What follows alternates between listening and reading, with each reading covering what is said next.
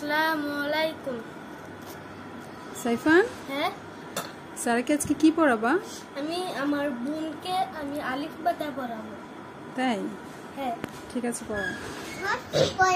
বিসমিল্লাহির রহমানির রহিম।